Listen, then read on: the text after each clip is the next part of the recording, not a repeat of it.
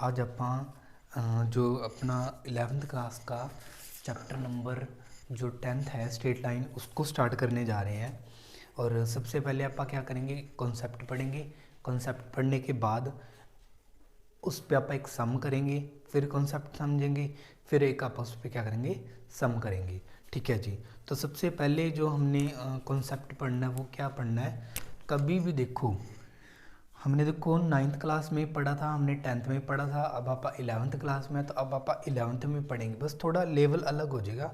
जैसे हमने पढ़ना क्या है, दो पॉइंट्स के बिटवीन, ठीक है, जैसे ये पॉइंट P है और ये पॉइंट Q है, इन दोनों पॉइंट के बिटवीन हमने क्या फाइंड आउट करना है, डिस्टेंस फाइंड आउट करना है। भी इन दोनों पॉइंट्स के बिटवीन जो डिस्टेंस आएगा वो क्या आएगा। तो सबसे पहले आप सभी को पता ही है, आप जब भी कोई दो पॉइंट्स ड्रॉ करते हैं तो वो किस पे ड्रॉ किए जाते हैं, कार्टेशियन कोऑर्डिनेट सिस्टम पे, जिसको आप कार्टेशियन कोऑर्डिनेट प्लेन भी बोलते हैं। ये हमारा एक्स एक्सिस होता है और ये हमारा वाई एक्सिस होता है। ठीक है जी। अब देखो इन दोनों पॉइंट के बिटवीन अगर हमने डिस्टेंस फाइंड आउट करना है तो हम क्या करेंगे, यहाँ पे अब देखो जो P के कोऑर्डिनेट होंगे वो कैसे कोऑर्डिनेट होंगे, वो हैं x11 x1 और y1। कोऑर्डिनेट क्या है, x1 y1। और ये वाला जो कोऑर्डिनेट Q कोऑर्डिनेट है, ये कौन सा कोऑर्डिनेट है, x2 y2, x2 y2। तो अगर हमें PQ डिस्टेंस चाहिए, PQ तक का डिस्टेंस चाहिए, तो डिस्टेंस हमेशा मॉडुलस में आता है, आपको पता ही है। तो जो PQ डिस्टेंस अगर आपको चाहिए तो आप क्या करोगे, square root of x2 minus x1 दा whole square plus y2 minus y1 का होल स्क्वायर। तो आप क्या कर देंगे, यहाँ पे इसका स्क्वायर रूट कर देंगे और इसको सोल्व करके हमारे पास क्या आ जाएगा, PQ का डिस्टेंस आ जाएगा। P से लेके Q तक के पॉइंट के बिटवीन जो भी डिस्टेंस होगा वो हम क्या कर लेंगे, फाइंड आउट कर लेंगे। तो सबसे पहले फिर आप अभी देखो कॉन्सेप्ट पढ़ा है, ठीक है, और अभी आप क्या करेंगे, इसी कॉन्सेप्ट के बेस्ड पर, ठीक है, बेस्ड अपॉन आप एक क्वेश्चन कर लेके आ रहे हैं और उस क्वेश्चन को क्या करेंगे, सोल्व करेंगे। तो अभी जैसे हमारे पास जो पॉइंट्स हैं वो पॉइंट्स हैं, जैसे एक पॉइंट ये रहा, एक पॉइंट ये रहा, और ये भी सेम कार्टेशियन कोऑर्डिनेट सिस्टम पर ये आप क्या करेंगे, ड्रॉ करेंगे। अब जो हमारे पास जो ये पॉइंट है, ठीक है जी, ये हमारे पास पॉइंट है 2,3 और ये कौन सा पॉइंट है 4,4। तो हमने इनके बिटवीन जो डिस्टेंस है ना वो हमने क्या करना है, फाइंड आउट करना है। तो सबसे पहले आप क्या करेंगे, लेट से ये पॉइंट P है और ये पॉइंट Q है। अगर हमने देखो PQ तक का डिस्टेंस क्या करना है, फाइंड करना है, तो आप वही फॉर्मूला लगाएंगे। कौन सा फॉर्मूला, x2 माइनस x1 दा whole square plus y2 minus y1 का होल स्क्वायर। ठीक है जी।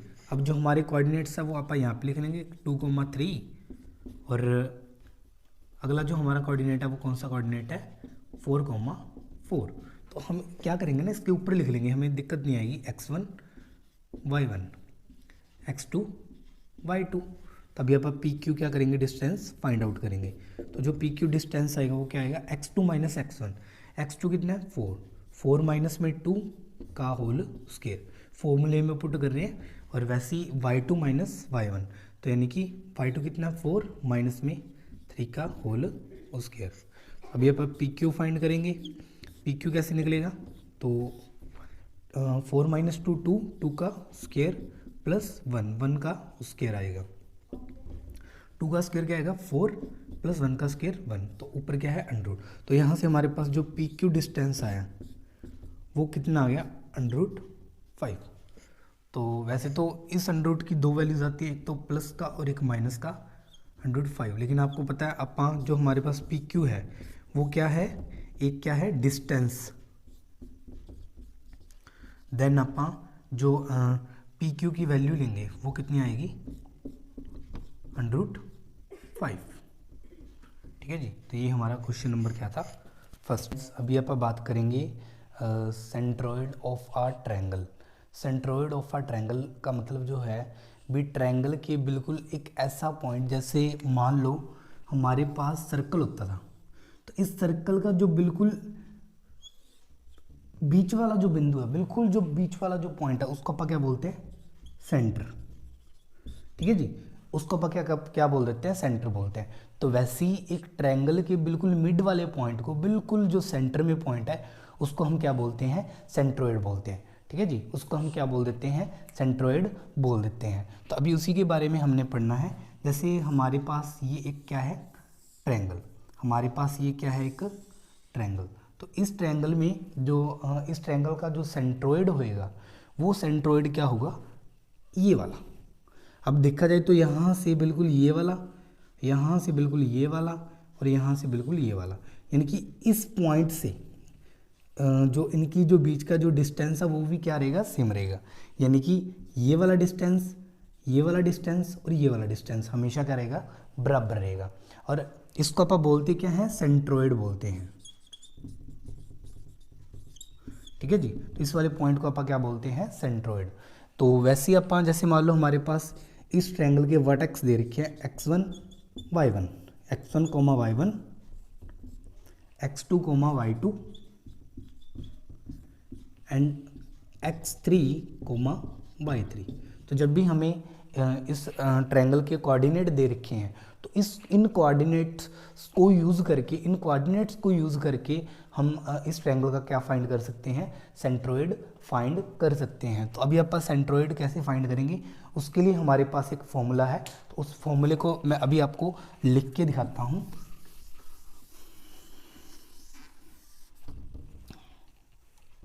हाँ जी, तो वो जो फॉर्मूला है सेंट्रोइड फाइंड करने का, वो फॉर्मूला है जी x1 plus x2 plus x3 divide by 3। ठीक है जी, तो ये हमारे देखो यहाँ पे एक सिंपल सी बात है, अगर यहाँ पे जो ऑर्डर्ड पेयर है, यानी कि ऑर्डर्ड पेयर यानी कि x और y की वैल्यू है, यहाँ पे भी x और y की वैल्यू है, और यहाँ पे भी x और y की वैल्यू है, तो फिर सेंट्रोइड में भी क्या होगी, x और y की वैल्यू। तो हमारे पास जो इस सेंट्रोइड में जो x की वैल्यू है वो कैसे निकलेगी, तो आप उसको कैसे निकालोगे, x is equal x1 plus y1 plus x1 plus x2 plus x3 upon में 3। तो ये हम किससे x की क्या निकाल लेंगे, यहाँ से वैल्यू, यानी कि x का क्या जो इस ट्रायंगल का सेंट्रोइड है, उस सेंट्रोइड में जो x की वैल्यू है वो ऐसे निकलेगी।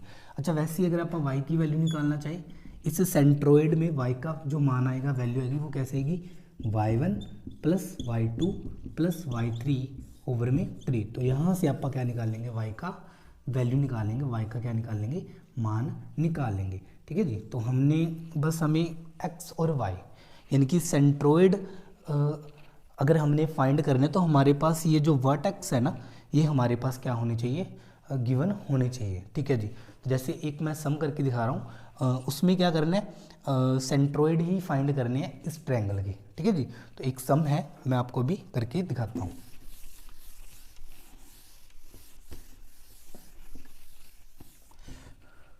ठीक है जी, तो मैं ऐसे करता हूँ, इस जो सम की फिगर है मैं इधर बना देता हूँ। ठीक है जी,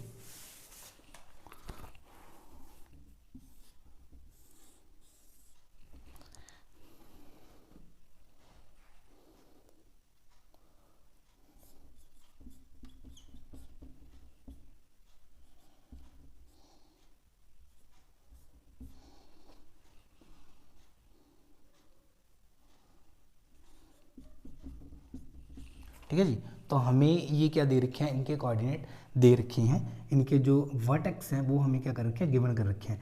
तो वही हमने क्या निकालना है, सेंट्रोइड फाइंड करना है। इस ट्रायंगल का हमने क्या फाइंड करना है, सेंट्रोइड, जिसको अपन लेट से ओ बोल देते हैं, और इसके जो वर्टेक्स है वो क्या है, ए बी एंड सी। तो इसके ए बी सी क्या है, इस ट्रायंगल के वर्टेक्स है, और हमने ओ यानी कि जो है इस ट्रायंगल का जो सेंट्रोइड है वो हमने क्या करना है, फाइंड करना है। तो अभी मैंने आपको 2 मिनट पहले आपको फॉर्मूला बताया था, फिगर भी बनाई थी, फॉर्मूला तो लिख भी रखा है। तो हम क्या करेंगे, अब सेंट्रोइड फाइंड करेंगे। तो सबसे पहले ए पॉइंट लिख लेंगे। ए पॉइंट क्या है, 3 माइनस में 5। बी पॉइंट क्या है, माइनस का 7 4, और जो सी पॉइंट है वो कौन सा है, 2 माइनस में 1। तो हमें कभी प्रॉब्लम नहीं आएगी अगर हम क्या करें, इन पॉइंट्स के ऊपर जो है इनका जो इनको लिख दें। कैसे लिख दें, ऐसे x1 y1 x2 y2 x3 y3। Then जब भी आप x की और y की यानी कि सेंट्रोइड जब भी आप फाइंड करो तो आप डायरेक्ट वैल्यू उठा के आप अपना क्या कर सकते हो, आंसर निकाल सकते हो। तो अभी x निकालने का फॉर्मूला बिल्कुल इधर लिख रखा है, तो बार बार नहीं लिखेंगे। अब यहाँ पे जो x1 है, x1 यानी कि 3 plus y1 sorry x2 that is -7 plus x3 that is 2 over में 3। तो यहाँ से x की जो वैल्यू है वो कितनी है, 3 माइनस 7 दैट इज 4 माइनस का प्लस 2 ओवर में 3, तो आ गया -2 ओवर में 3। तो यहाँ पे जो x पॉइंट आया हमारे पास, यानी कि इस सेंट्रोइड में जो x की वैल्यू आएगी, यहाँ पे जो x की वैल्यू आएगी, x एंड y की जो वैल्यू आएगी यहाँ पे, तो उसमें जो x की वैल्यू है वो कितनी आएगी, -2 ओवर 3। तो अभी आप किसकी वैल्यू निकालेंगे, y की वैल्यू निकालेंगे। y की वैल्यू कैसे निकलेगी, y का मान जो वैल्यू है उसका फॉर्मूला भी यहाँ पे लिख रखा है। तो y1 that is -5 plus y2 that is 4 और y3 यानी कि -1 ओवर में 3। तो y is equals to -5 plus 4 that is -1 over में 3, तो -2 ओवर 3। तो यहाँ पे जो y का मान आया, जो y की वैल्यू आई वो हमारे पास कितनी आ गई, -2/3। तो हमारे पास जो y की वैल्यू है वो कितनी है, -2/3। तो यानी कि x का यहाँ पे जो कोऑर्डिनेट यहाँ पे था वो कितना आ गया, -2 ओवर 3, और जो y का मान है वो भी कितना आ गया, -2/3। तो यानी कि यहाँ पे जो सेंट्रोइड आया, उस सेंट्रोइड में यानी कि उस ट्रायंगल के बिल्कुल सेंटर में सेंट्रोइड जो आया, x और y की जो वैल्यू आई वो क्या है, बिल्कुल सेम है। कितनी वैल्यू आई हमारे पास, -2 ओवर 3, -2 ओवर। थोड़ी देर पहले ये पढ़ा था कि किसी भी ट्रायंगल का सेंट्रोइड फाइंड करने के लिए हम क्या यूज करते हैं। जैसे मान लो हमारे पास ये कोई ट्रायंगल है ABC और इसके हमें कोऑर्डिनेट दे रखे हैं, और अगर हमने इस ट्रायंगल का जो सेंट्रोइड है, सेंट्रोइड मतलब बिल्कुल बीच में जो पॉइंट है, अगर हमने उसको फाइंड करना है तो उसके लिए हमने क्या पढ़ा था, अभी फॉर्मूले पढ़े थे। तो ऐसे करते हैं, एक सम करते हैं और आगे इस कॉन्सेप्ट को और डीपली समझते हैं। तो जैसे मैं अभी जो सम बोलने जा रहा हूँ उस सम में थोड़ा सा सम डिफरेंट है। जो अभी मैंने पिछला सम बोला है ना, जो अभी मैंने पिछला सम करवाया बिल्कुल वैसा ही सम है ये, बस थोड़ा सा इसमें हल्का सा मैंने चेंज किया है। जैसे मान लो हमारे पास ये क्या है, ट्रायंगल। तो इस ट्रायंगल में हमें जो वर्टेक्स दे रखे हैं वो क्या क्या दे रखे हैं, वर्टेक्स दे रखे हैं 3 -5 और -7 एंड 4, और जो ये वाला जो वर्टेक्स है ना x3 y3, ये हमें उन्होंने नहीं दिया। यानी कि a b और c हमें वर्टेक्स दे रखे हैं, लेकिन इस बार हमें उन्होंने जो c वर्टेक्स है वो नहीं दिया, लेकिन उन्होंने हमें जो है सेंट्रोइड दे दिया। इस बार बिल्कुल ये सेंटर वाला पॉइंट हमें क्या कर दिया, उन्होंने गिवन कर दिया। तो आपने क्या करना है, इस सेंटर वाले पॉइंट को देखते हुए आपने जो है थर्ड जो कोऑर्डिनेट यानी कि हमारे सी पॉइंट को क्या करना है, फाइंड आउट करना है। जैसे आपको पता ही होगा, हमने फॉर्मूला भी पढ़ा है, x1 plus x2 plus x3 over में 3 इज इक्वल टू होता है सेंट्रोइड में जो x और y की वैल्यू है, x एंड y की वैल्यू, और वैसे y1 के लिए y1 plus y2 plus y3 over में 3 इज इक्वल टू y के लिए। तो अभी हमें जो जो वैल्यू दे रखी है आप उसको क्या कर देते हैं, पुट कर देते हैं।